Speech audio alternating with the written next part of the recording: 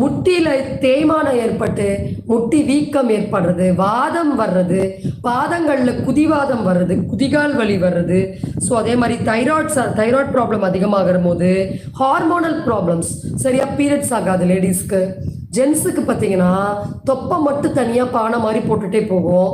So அவங்களுக்கும் இந்த மாதிரியான கொலஸ்ட்ரால் ப்ராப்ளம் அதிகமாக வர்றது. ஜென்ஸை பொறுத்த வரைக்கும் தலையில் சொட்டை விழும், இந்த மாதிரி வெயிட் அதிகமாக போடும்போது. ஸோ அந்த மாதிரி சொட்டை விழும், மூச்சு சரியாக விட முடியாது, ஆஸ்மா ப்ராப்ளம் வர்றது, எனர்ஜி லெவல் ஃபுல்லாக ட்ராப் ஆகுறது. லேடிஸ் பொறுத்த வரைக்கும் பிசிஓடி ப்ராப்ளம், ஃபைப்ராய்ட் கட்டிகள் ஃபார்ம் ஆகுறது.